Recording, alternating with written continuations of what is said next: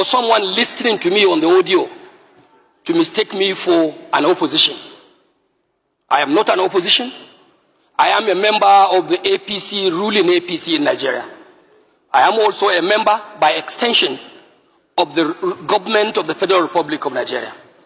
A member of this great parliament also, which has the APC as a dominant factor.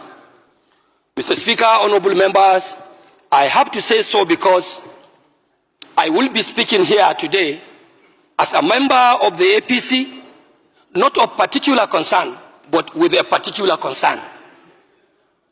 An APC member speaking with a particular concern, Mr. Speaker. And the concern today, as I understand, is about the security of lives and property of the Nigerian people. Mr. Speaker, I have heard briefs and submissions by the relevant committee chairman here about the situation of Nigeria's security architecture. Good, Mr. Speaker.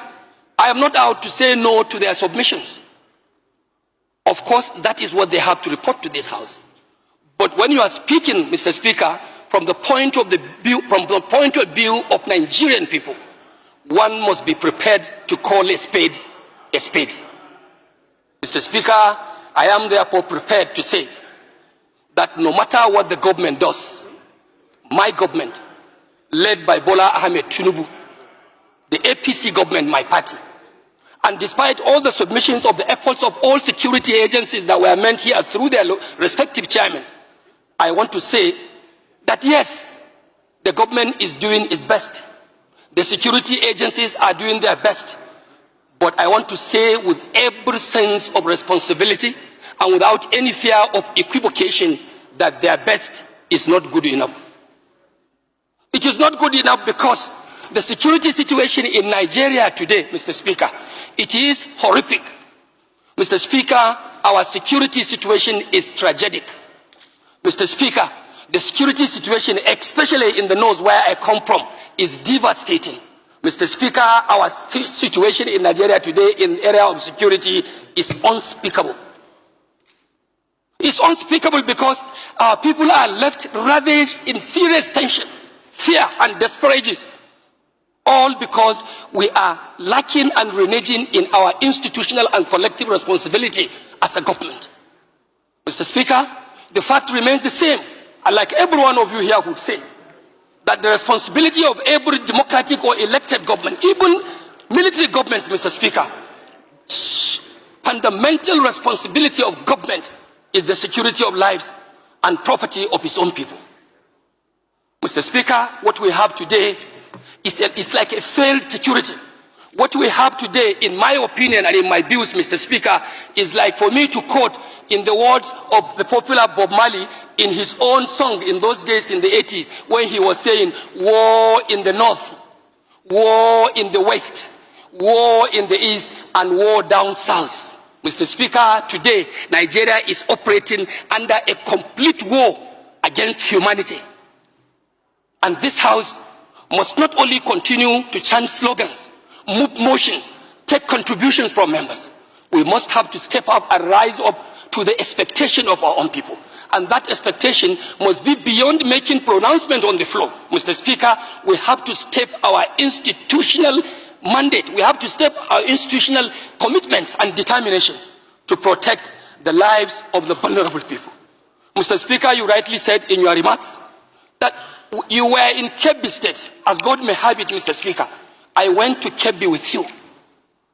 I saw how the governor of Kebbi, who is the chief security officer of the state, speaking to the delegation of this honorable house in nostalgia, Mr. Speaker, with a very heavy heart. At a point, I would not miss to say, I will not be mistaken to say that I saw the governor weeping in the heart.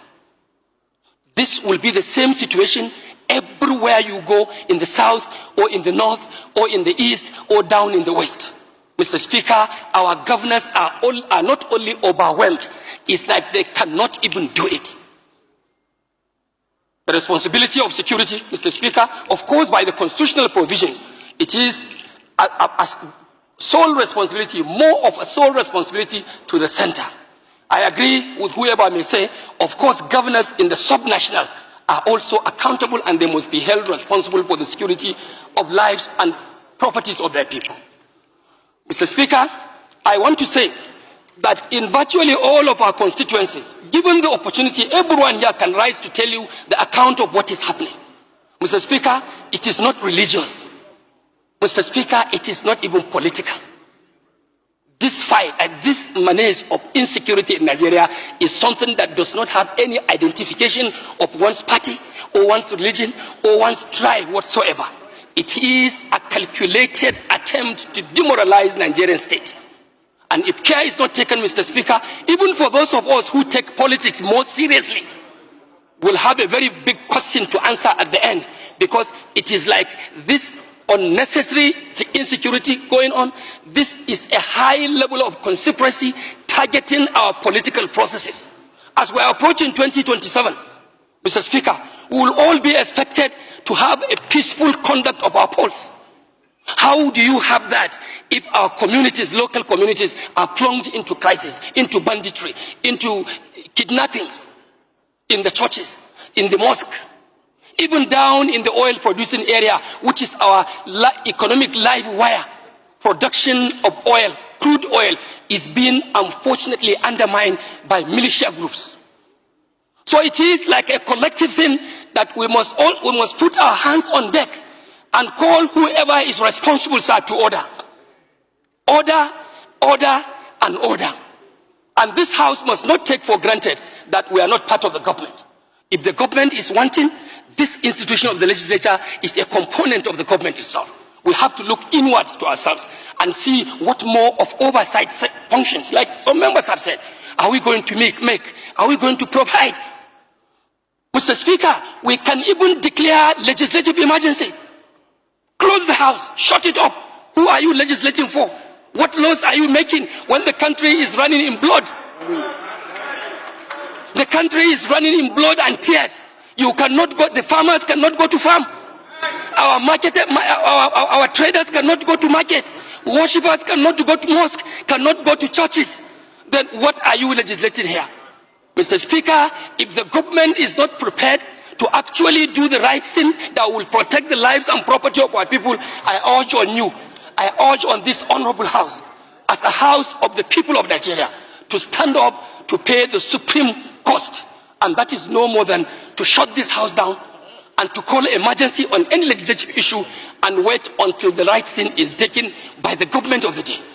Mr. Speaker, I also want to believe we are equally responsible. We should also go down to our constituencies and lead civil organizations, like the civil, what do you call them, civil vigilante. Let's go and reorganize our vigilante groups. We take commands and take charges of such civil organizations. Right now, happening in Zaria. Today is 26. Yeah. A commercial trailer passing through Zaria around Ahmadu Bello University, loaded with bullets, on his way to supply to the bandits. For one reason or the other, there is along Zaria Sokoto Highway. Today, now, the bullet was dropping. The bullets were dropping and on the road. The driver did not know and was still going, and the bullets were dropping. I hope he has been apprehended. Yeah. So I use this opportunity to call on the Commissioner of Police in Kaduna State to quickly send a team to go and escort the trailer loaded with bullets. Bullets are dropping on the road. The people are crying. I think we should stop further discussion on this matter and go into the prayers, because there is a lot of work to be done. So, there's no need to, whatever you are going to say, Senator Plank, these bullets that are dropping on the ground, we need to make a resolution on this now, before the bullets find their way into the hands of the bandits. Are you going to say that the bullets should not be? Okay, don't say something now, because I don't want anybody to feel that it was shot out. Let's just use 30 seconds and say what you want to say, because these issues are too serious And security really should not be discussed in the open like this. Yes, sir. But because of the peculiar circumstance that we have found ourselves, look at it's here. Yes, sir. President of the Senate. Get the IG and send it to him and then let him. President of the Senate, my distinguished colleagues. No protocol. Just yes, say something. Yes, sir. I know where this issue is discussed, and people like one or two sentences to the feelings possible, brother. Sir, I want us to watch at the sources of stress, one of the sources of fundraising for bandits. Because all the monies they normally get from kidnapping is to finance or buy weapons to come back as bandits.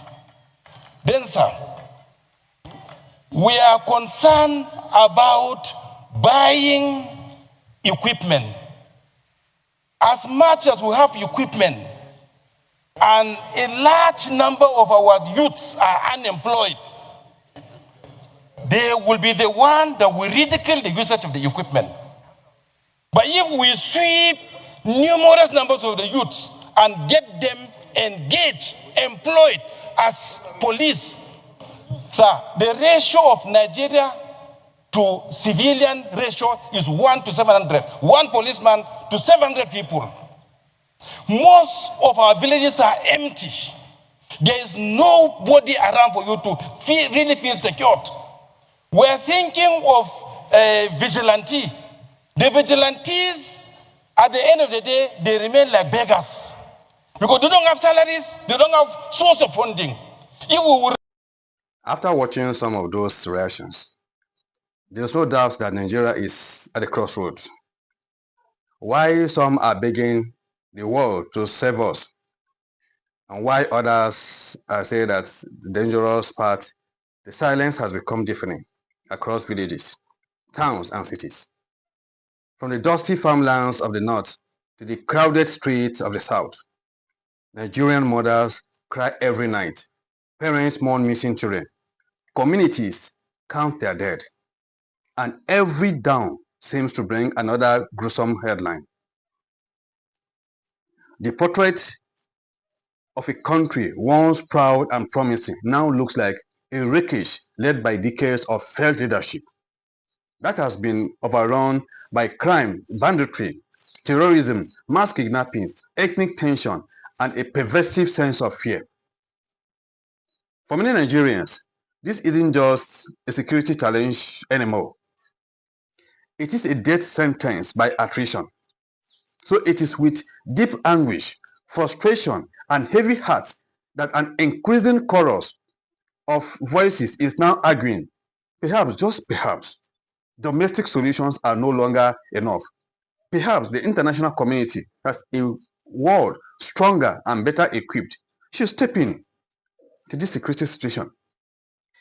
Security crisis seems too big for us alone. The scale of violence in Nigeria today defies comprehension. Attacks, kidnappings, massacres, and adoptions have spread so wide and so deep that nowhere feels safe anymore. The recent nationwide mass adoptions of school children, raids on villages, coordinated bandit attacks in states such as Niger, Kebbi, Kano, and Kwara are not isolated incidents anymore. Our agriculture, which once served as the backbone of Nigerian livelihood, is collapsing under the weight of insecurity. Farmers no longer go to their field, livestock are lost, and crops rot. As one recent academic study showed, rising instability is directly reducing agricultural output. The human cost is staggering. Grief, loss, despair, children become orphans, parents bury their loved ones, and entire communities are displaced or silenced. And for what? Because the apparatus meant to protect us, which is the security agencies, and by extension, the government, seems overwhelmed, disorganized, and at times indifferent. When prominent voices beg for external help because Nigeria has failed its citizens, one of the most certain developments in recent weeks has become the public plea by a former head of state for foreign intervention. Olusegun Obasanjo, a man who once led this country, stood up and said what many were thinking but were too afraid to speak aloud. At the 2025 Plateau Unity Christmas Carol event, he condemned the ongoing violence as a shame for Nigeria and declared that Nigerians have the right to seek help from outside the country if the government fails in its fundamental duty to protect lives. Take a listen. We have right as Nigerians to appeal to the international community to help where government cannot help us. And we should have no apologies for that. Those apologies who are saying, well, those who are killing, they are killing this type of people, and then they are also killing this type of people.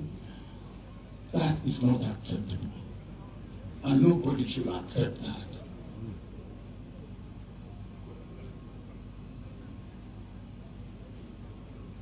We will pray, and we will continue to pray. But when we pray, we should also work. We should do what we have to do.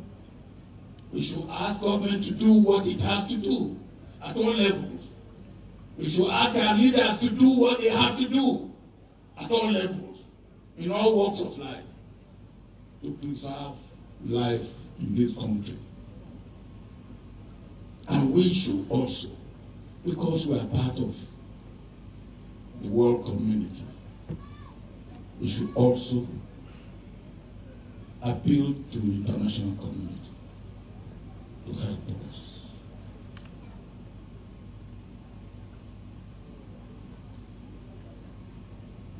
We will be irresponsible as citizens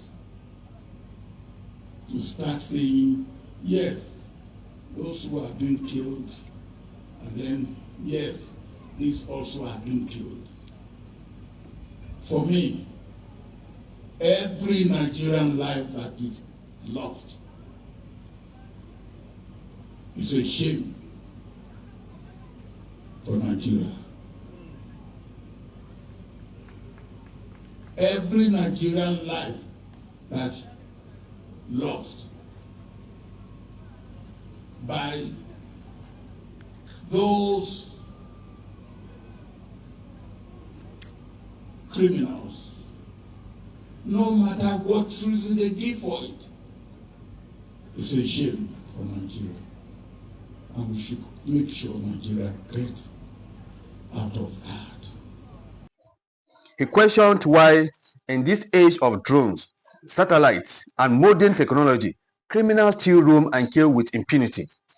He denounced attempts to rationalize the killings along tribal, regional, or religious lines as nonsensical, arguing that every Nigerian life, regardless of faith or ethnicity, matters equally. The video is here. No matter what religion you belong to, no matter where you come from, no matter what profession, we Nigerians are being killed. And our governments seem to be incapable of protecting us. We are part of the world community. If our government cannot do it, we have right to call on the international community to do for us what our government cannot do for us. And for anybody to say because those who are being killed belong to this region, belong to this religion, belong to this tribe, and then others too are being killed, cannot be an acceptable excuse. Before I left government, I know we had capacity to pick up anybody in Nigeria who commits crime anywhere. The capacity that we didn't have then If after we have identified and located such a criminal, we have no capacity to be able to pick him up without moving on land or by air. Now we have capacity. With drones, you can sniff them up. You can take them out. Why are we not doing that? Why are we apologizing? Why are we negotiating? Obasanjo's reasoning is simple but shattering. When your own state fails you, when your children are being murdered or kidnapped just for attending school, you don't default to ideology or nationalism. You scream for help, and there should be no apology for that. He is not alone. Other prominent Nigerians who are tired of burying the dead and comforting the wounded have also urged decisive action, not more apologies, no more negotiations with terrorism, but firm, modern, and effective measures, including international support where necessary. Now is the case for foreign intervention and what it could mean to Nigeria. For those pleading for outside help, the hope is more than just foreign troops. It is a lifeline for survival, protection, and justice. And here's what the international intervention could be in theory. What it could offer, that is technology and resources like drones, satellites, intelligence sharing, rapid deployment units that is too many take or granted, could help map out and dismantle terrorist networks and bandit hideouts that currently prey on Nigerians with near impunity. As Obasanjo noted, in these days of technology, no criminal should be able to hide.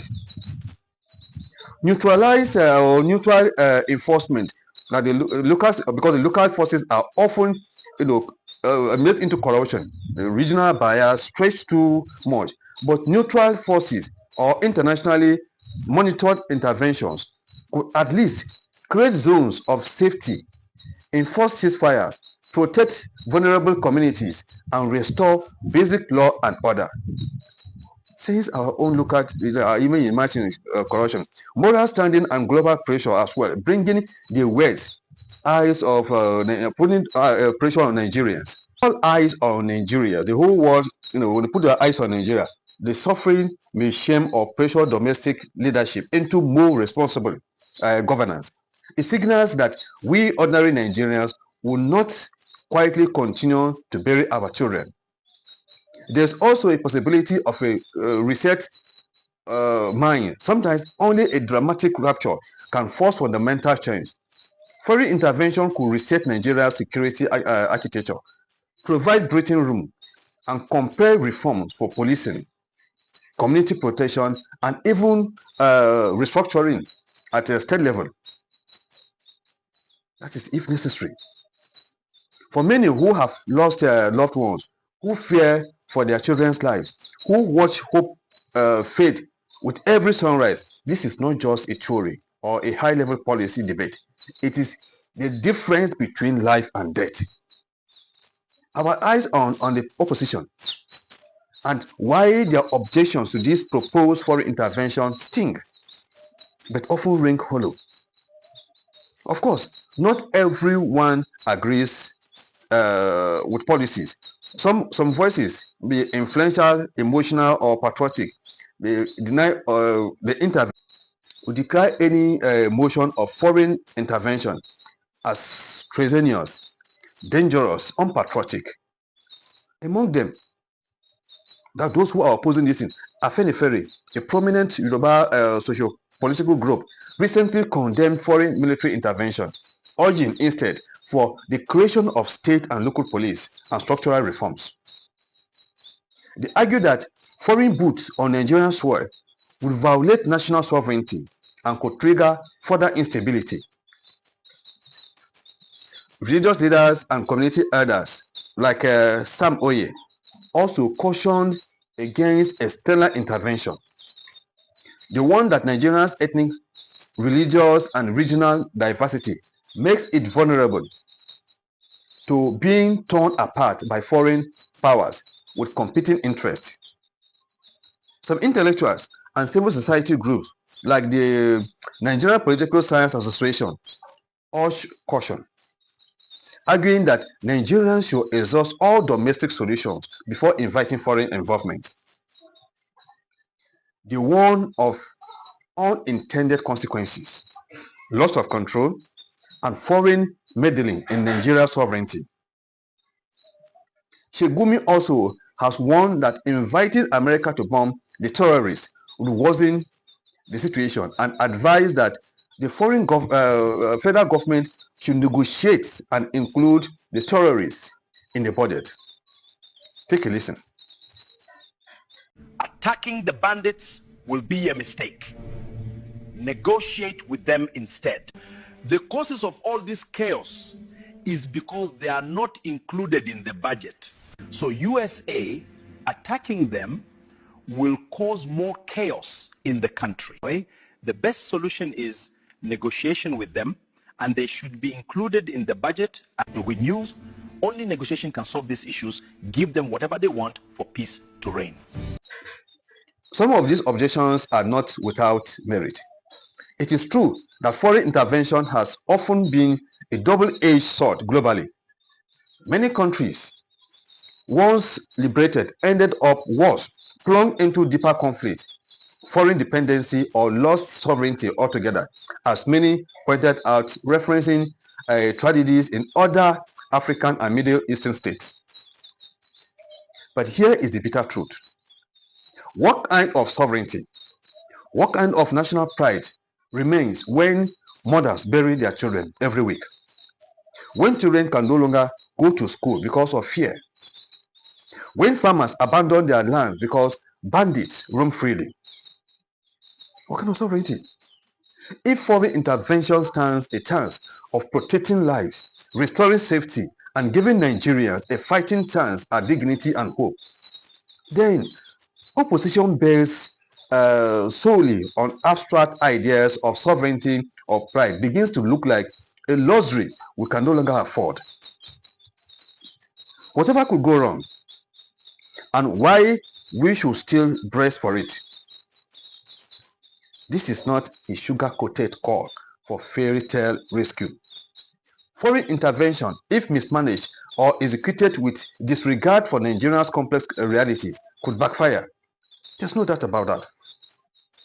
It could stir further ethnic, religious, or regional tension if perceived as foreign powers favoring one group or over another. It could erode national sovereignty and legitimize foreign meddling in domestic affairs, potentially undermining future capacity for self-governance. It could create dependency. Once foreign forces leave, the problems might resurface with vengeance unless deep systemic reforms accompany the intervention. Worst of all, intervention could trigger a multi-pronged civil conflict, turning existing violence into full-blown war, making everyday life even more perilous for ordinary Nigerians. But to refuse intervention out of fear of worst-case scenarios, while tens of thousands continue to die, while children remain adopted, while communities vanish, is to choose despair over action, silence over blood-curdled screams. This is an emotional plea. Choose life over pride. To those who oppose foreign intervention, I understand your pain. I understand your fear. I understand your longing for a Nigeria that stands on its own feet with dignity. But tell me, what dignity remains when families are torn apart, when mothers cry for children adopted in the night, when young men abandon farms, when entire generations grow up with fear in their eyes?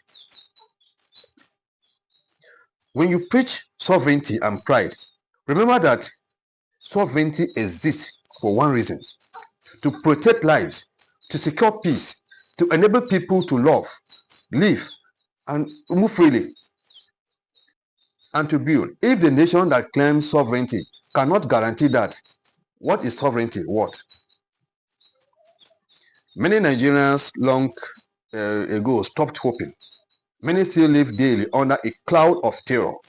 But there are also Nigerians like Obasanjo, wounded by pain, haunted by loss, but not yet ready to give up, who believe that help, even if foreign, could mean the difference between life and oblivion.